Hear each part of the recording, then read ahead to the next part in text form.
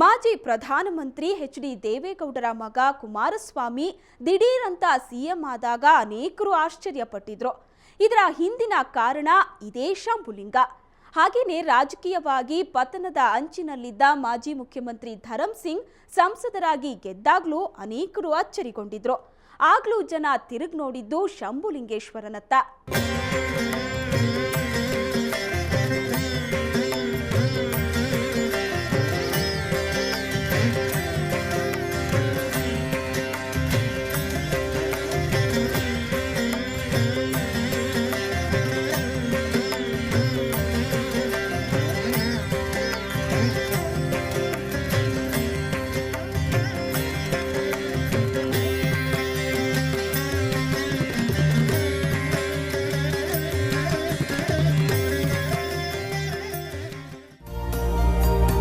ದೇಶದ ರಾಜಕೀಯ ವಲಯದಲ್ಲಿ ಅದರಲ್ಲೂ ಕಾಂಗ್ರೆಸ್ ನಾಯಕರ ಉನ್ನತಿಯಲ್ಲಿ ಬೀದರ್ ಜಿಲ್ಲೆಯ ರೇಕುಳಗಿ ಗ್ರಾಮದ ಶಂಭುಲಿಂಗೇಶ್ವರನ ಕೃಪೆ ಮಹತ್ವದ್ದು. ಮಾಜಿ ಪ್ರಧಾನಿ ರಾಜೀವ್ ಗಾಂಧಿ ಪ್ರಧಾನಿಯಾಗಿದ್ದು, ವಿತ್ತ ಮಂತ್ರಿಯಾಗಿದ್ದ ಮನಮೋಹನ್ ಸಿಂಗ್ ಪ್ರಧಾನಿಯಾಗಿದ್ದು, ಹಣಕಾಸು ಸಚಿವರಾಗಿದ್ದ ಪ್ರಣವ್ ಮುಖರ್ಜಿ ಈಗ ರಾಷ್ಟ್ರಪತಿಯಾಗಿ ಆಯ್ಕೆಯಾಗಿದ್ದು ರೇಕುಳಗಿ ಶಂಭುಲಿಂಗೇಶ್ವರನ ಆಶೀರ್ವಾದದಿಂದಲೇ ಅನ್ನೋದು ಕೆಲವರ ನಂಬಿಕೆ. ಸರ್ ಒಂದು ಸಲ ಬಂದಿರು ಸರ್ ಪ್ರಣವ್ ಮುಖರ್ಜಿ ಅವರು ಒಂದು ಸಲ ಬಂದಿರು ಸರ್. ಮುಂದೆ ನೆಕ್ಸ್ಟ್ ಅವ್ರ ಸೊಸೆಯವರು ಏನೋ ಪೂಜೆ ಪೂಜೆ ಇತ್ತು ಸರ್. ಅವ್ರು ಪೂಜೆ ಮಾಡೋ ಬಂದಿರು. ಏನೋ ಹರಕೆ ಒಂದಿತ್ತು ಸರ್. ಹರಕೆ ಹೊತ್ಸ್ಕೊಳ್ಳೋ ಬಂದಿರು. ಏನಂತಂದ್ರೆ ಸರ್ ಅವ್ರು ರಾಷ್ಟ್ರಪತಿ ಆಗೋರ ಸರ್. ಅವ್ರು ಆದರೂ ಮತ್ತು ಪ್ರಣವ್ ಮುಖರ್ಜಿ ಮತ್ತು ಆದರೂ ರಾಷ್ಟ್ರಪತಿ ಆದ ನಂತರ ಮತ್ತು ನೆಕ್ಸ್ಟ್ ಇಲ್ಲಿ ಇಳಿತಾರೆ. ಮತ್ತು ದರ್ಶನ ಮಾಡ್ತೀವಿ. ಇಲ್ಲ ಅವ್ರ ಆಶೀರ್ವಾದ ಇಲ್ಲ. ಈಗ ಏನೋ ಕನಸಿನಲ್ಲಿ ಏನೋ ಮುತ್ತರೇನೋ ಹೋಗಿ ಏನೇನೋ ಹೇಳಿದ್ರಂತ ಸರ್. ಹಾಗಂತ ಈ ದೇವರ ಮಹಿಮೆ ಕೇವಲ ಕೇಂದ್ರದ ಕಾಂಗ್ರೆಸ್ ಮುಖಂಡರಿಗೆ ಮಾತ್ರ ಸೀಮಿತ ಅನ್ಕೋಬೇಡಿ. ಕರ್ನಾಟಕದ ಅನೇಕ ಘಟಾನುಘಟಿ ರಾಜಕಾರಣಿಗಳು, ಮಾಜಿ ಮುಖ್ಯಮಂತ್ರಿಗಳು, ರಾಜಕೀಯವಾಗಿ ಪತನದ ಅಂಚಿನಲ್ಲಿದ್ದವರು ಶಂಭುಲಿಂಗನ ಭಕ್ತರಾಗಿದ್ದಾರೆ.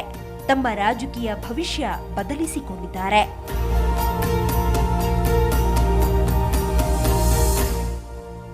ಅಜಾತ ಶತ್ರುವೆಂದು, ಸೋಲಿಲ್ಲದ ಸರದಾರನೆಂದು ಮೆರೆದವರು ಎನ್ ಧರಂ ಸಿಂಗ್.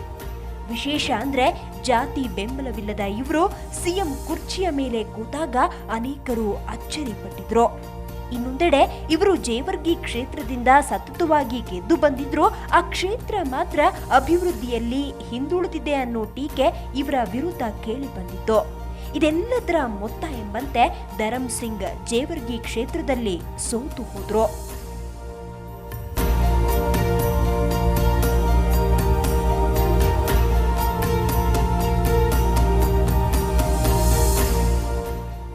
ಅದು ನಿಜಕ್ಕೂ ಧರಂ ಸಿಂಗ್ಗೆ ಸಂಕಷ್ಟದ ಕಾಲ. ಇವರ ರಾಜಕೀಯ ಜೀವನ ಪತನದ ಅಂಚಿನಲ್ಲಿತ್ತು. ಇನ್ನೊಂದೇ ಒಂದು ಬಾರಿ ಸೋತಿದ್ರು ಇವರ ರಾಜಕೀಯ ಭವಿಷ್ಯವೇ ಕಮರಿ ಹೋಗ್ತಿತ್ತು. ಆಗ ಧರಂ ಸಿಂಗ್ ಮೊರೆ ಹೋಗಿದ್ದು ಇದೇ ಶಂಭುಲಿಂಗೇಶ್ವರನನ್ನ. ಶಂಭುಲಿಂಗ ಇವರ ಕೈ ಬಿಡಲಿಲ್ಲ. ಸ್ವಕ್ಷೇತ್ರ ಜೇವರ್ಗಿಯಲ್ಲಿ ವಿಧಾನಸಭಾ ಚುನಾವಣೆಯಲ್ಲಿ ಸೋತಿದ್ದ ಧರಂ ಸಿಂಗ್ ರೇಕುಳಗಿ ಶಂಭುಲಿಂಗೇಶ್ವರನ ಮಹಿಮೆಯಿಂದ ಬೀದರ್ ಜಿಲ್ಲೆಯಿಂದ ಸಂಸದರಾಗಿ ಆಯ್ಕೆಯಾದರು. ಸಿದ್ದರಾಮಯ್ಯ ಅವರು ಸೋತಿದಾಗ ಬೈ ಎಲೆಕ್ಷನ್ ಬಂದು ನಿಂತರು. ಆ ವೇಳೆ ಗುರುಜಿಯವ್ರ ಆಶೀರ್ವಾದ ಪಡ್ಕೊಂಡು, ಶಂಭುಲಿಂಗ ಮತ್ತಿಯವ್ರ ಆಶೀರ್ವಾದ ಪಡ್ಕೊಂಡೆ ನಾಮಿನೇಷನ್ ಹಾಕೋಕ್ಕಿಂತ ಮೊದಲು ರೇಕುಳಿಗೆ ಬಂದು ದರ್ಶನ ಪಡ್ಕೊಂಡು ಹೋಗಿ ನಾಮಿನೇಷನ್ ಹಾಕಿದ್ದಾರೆ. ಮತ್ತು ಭಾಳ ಜನ ಇದಕ್ಕೆ ಬಿಟ್ಟು ಧರಂ ಸಿಂಗ್ ಅವ್ರನ್ನೂ ಇದ್ದಾರೆ. ಅವ್ರನ್ನೂ ಆಶೀರ್ವಾದ ಪಡ್ಕೊಂಡೆ ಇಲ್ಲಿಂದಕ್ಕೆ ಅಭಿಷೇಕ ಮಾಡಿ 4 ಮಂದಿ ಕೈ ನಾವು ತೊಳಸ್ತೀನಿ ನಂತರ ಬಂದು ಅಂತ ಹೇಳ್ಕೊಂಡೆ ಅವ್ರು ಎಂದಕ್ಕೆ ಅಲ್ಲಿ ಬೀದರ್ದಾಗ MP ಎಲೆಕ್ಷನ್ ಗೆದ್ದಿದ್ದಾರೆ. ಇನ್ನು ಎಚ್.ಡಿ. ಕುಮಾರಸ್ವಾಮಿ ಸಿಎಂ ಕುರ್ಚಿ ಮೇಲೆ ಕೂತಿದ್ದು ಕೂಡ ಶಂಭುಲಿಂಗೇಶ್ವರನ ಕೃಪೆಯಿಂದಲೇ ಅನ್ನೋ ಮಾತಿದೆ. ಸಮ್ಮಿಶ್ರ ಸರ್ಕಾರ ರಚನೆಗೂ ಮುನ್ನ ಕುಮಾರಸ್ವಾಮಿ ರೇಕುಳಗಿಯ ಶಂಭುಲಿಂಗೇಶ್ವರನ ಆಶೀರ್ವಾದ ಪಡೆದಿದ್ರಂತೆ. ಇನ್ನು ವಿಧಾನಸಭೆ ವಿರೋಧ ಪಕ್ಷದ ನಾಯಕ ಸಿದ್ದರಾಮಯ್ಯ, ಕೆಪಿಸಿಸಿ ಅಧ್ಯಕ್ಷ ಜಿ. ಪರಮೇಶ್ವರ್, ಸಂಸದ ಎಚ್. ವಿಶ್ವನಾಥ್ ಸೇರಿದಂತೆ ಅನೇಕ ಕಾಂಗ್ರೆಸ್ ಮುಖಂಡರಿಗೆ ಶಂಭುಲಿಂಗೇಶ್ವರನ ಬಗ್ಗೆ ಅಪಾರ ಭಕ್ತಿಯಂತೆ. ಇವರೆಲ್ಲರದ್ದು ಒಂದು ಕಥೆಯಾದ್ರೆ ಬಳ್ಳಾರಿಯ ಗಣಿದಣಿಗಳದ್ದು ಬೇರೊಂದು ಕತೆ. ರೆಡ್ಡಿ ಸೋದರರಿಗೆ, ಅದರಲ್ಲೂ ಇವರ ಪೈಕಿ ಹಿರಿಯರಾದ ಕರುಣಾಕರ ರೆಡ್ಡಿ ಇಲ್ಲಿಗೆ ಆಗಾಗ ಸೀಕ್ರೆಟ್ ವಿಸಿಟ್ ಕೊಡ್ತಾ ಇರ್ತಾರಂತೆ. ಅದರಲ್ಲೂ ಗಣಿದಣಿಗಳ ಮೇಲೆ ಸಿಬಿಐ ಕಣ್ಣು ಬಿದ್ದ ನಂತರ ರೆಡ್ಡಿ ಬ್ರದರ್ಸ್ ಇಲ್ಲಿಗೆ ಬಂದು ಹೋಗುವುದು ಜಾಸ್ತಿ ಆಗಿದೆ ಅನ್ನಲಾಗ್ತಿದೆ. ಹೀಗೆ ರಾಜ್ಯದ ಘಟಾನುಘಟಿ ನಾಯಕರ ಯಶಸ್ಸಿನ ಹಿಂದೆ ಶಂಭುಲಿಂಗೇಶ್ವರನ ಕೃಪೆ ಇದೆಯಂತೆ. ಹಾಗಾಗಿ ಇಂಥ ನಾಯಕರು ಗುಪ್ತವಾಗಿ ದೇವಸ್ಥಾನಕ್ಕೆ ಬಂದು ಹೋಗೋದು ಸುಳ್ಳೇನಲ್ಲ. ಇಷ್ಟಕ್ಕೂ ಇಷ್ಟೆಲ್ಲ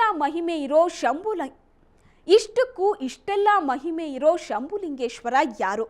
ಈತನ ಮಹಿಮೆ ಎಂಥದ್ದು? ದೇಶದ ಮೂಲೆ ಮೂಲೆಯಿಂದ ಮಂತ್ರಿ ಮಹೋದಯರು ಇಲ್ಲಿಗೆ ಬರೋದ್ಯಾಕೆ ಅನ್ನೋದನ್ನ ನೋಡೋಣ ಒಂದು ಬ್ರೇಕ್ನ ನಂತರ.